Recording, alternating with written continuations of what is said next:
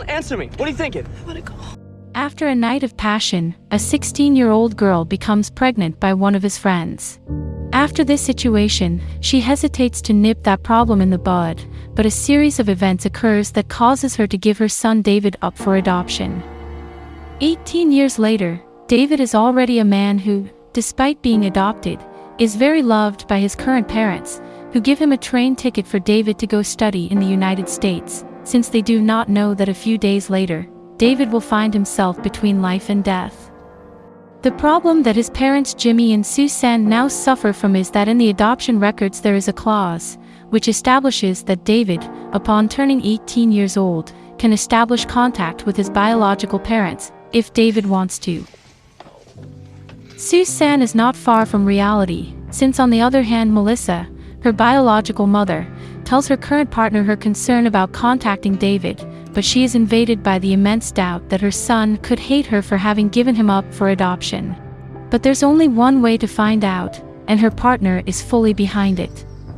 One day at school, while David is talking to his friend Nate, he is interrupted by Mr. Russell to talk to him alone and invite him to participate in a speech contest, in which Russell is one of the supervisors, and giving David a chance to talk about the value of family, as the supervisor suggests that he share his experience of being an adopted youth, so he can do a good job and win a cash prize.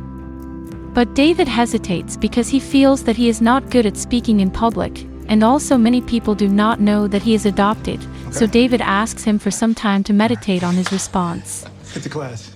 The next day, David has a wrestling tournament, where he stands out as the best. And at the least expected moment the worst happens, as David falls unconscious to the ground. And when he wakes up he is already in the hospital.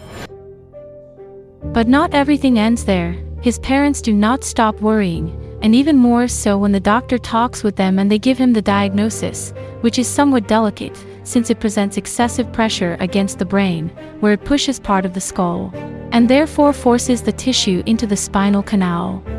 It is a disease called Chiari malformation. It is congenital and develops as the person grows. The doctor added that the only way to eliminate the pressure is to open immediately, since his situation may worsen as the days go by. Thank you. David agrees to the intervention, since he has been having frequent headaches, and they are already becoming unbearable. So his parents have no choice and they agree. David feels confused, not understanding why this has to happen to him. Suzanne seizes the moment and confesses that she was angry with God for a long time after the loss of their babies John and Michael, but if all that hadn't happened, she wouldn't have had him, and she feels terrified just thinking that it would have been her life without him. But David encourages her, saying that everything will be fine. The next morning, after the intervention, David is feeling very well, and his headaches should have disappeared, but he feels sad because the doctor definitely forbade him from lucha libre, which is his passion.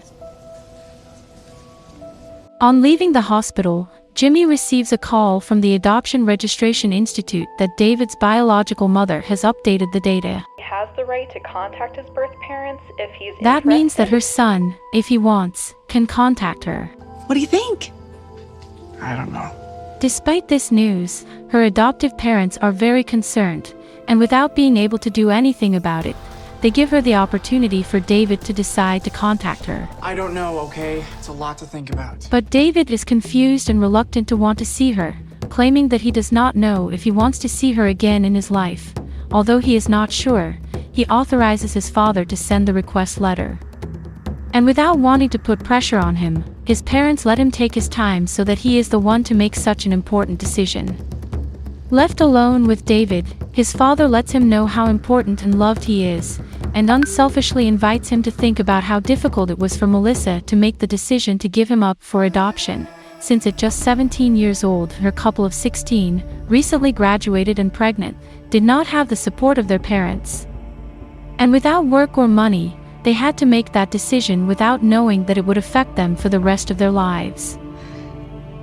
Brian and Melissa, at that time, meticulously searched for those who were going to adopt their little and innocent baby. They themselves were surprised by so many people who wanted to adopt, but they wanted the parents to be as similar to them, with their same tastes, so that if one day they met them they would like them.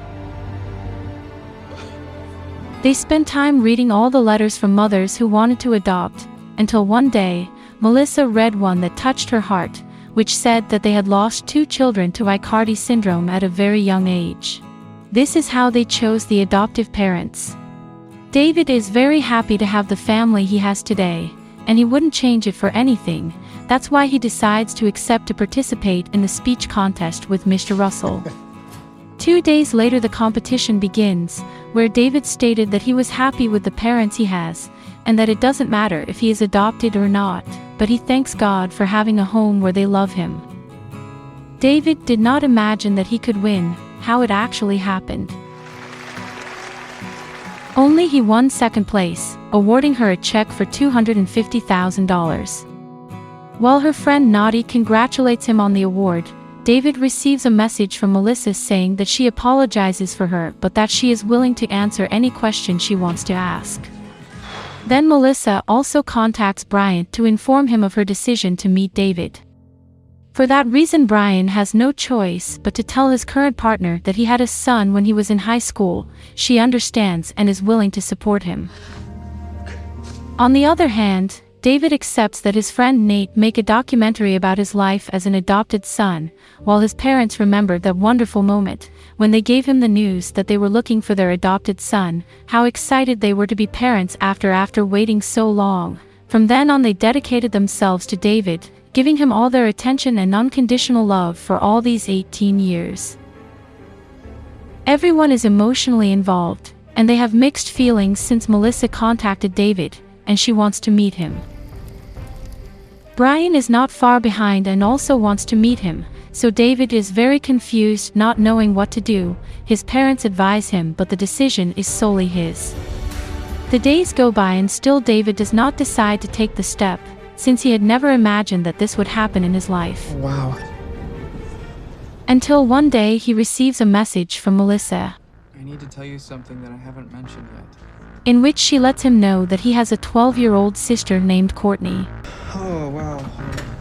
There David gets so excited and finally makes that hard decision, and Melissa cannot contain so much joy, since they have been dreaming and waiting for that great day for 18 years. David, before traveling, takes advantage of the fact that they are all gathered at the table, while Nate is recording, to tell everyone that he loves them deeply and always will be, but that he needs to fill that missing piece of the puzzle, and admits that, yes, he wants to meet her parents, and that she always wonders what her life would have been like without Jimmy and Suzanne. He will always be grateful to Melissa for the choice she made. His parents and grandparents are truly moved by these beautiful words and further reaffirm the love they feel for David. After a long trip, they arrive at Melissa's house. The long-awaited day has arrived, and when they see each other face to face, they give each other a huge hug, and between "I love you" and "how good to see you," endless emotions explode between them. And it is true that there cannot be a greater feeling than what they experience at that moment. But that emotion still does not end, since they introduce him to his little sister. And what couldn't be missing was that David wanted Melissa to tell her story, from beginning to end. And while she was telling it, she felt her soul tear again when she made the decision to give him up for adoption. She confessed how hard it was for her to think in all those beautiful moments when she stopped living with her son.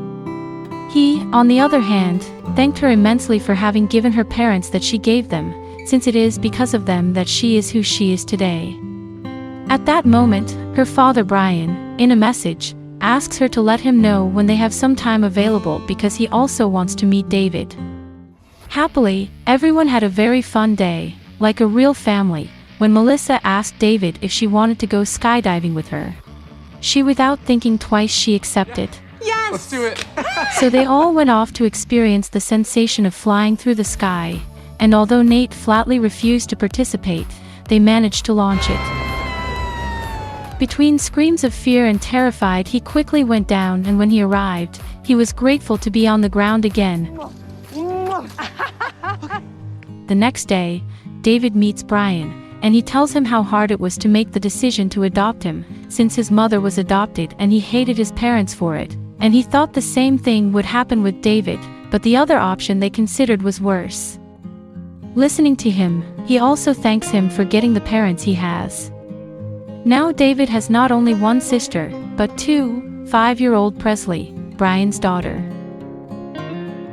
Then, David went to an address that Melissa had given him to meet, and there he began to tell her the saddest story of his life, when he found out about his pregnancy and arrived at a pregnancy termination clinic, and he told step by step what his path was terrible, from the door where there were many people against this practice who yelled at him not to do it, that it was a crime, to how cold and pathetic the intervention room was.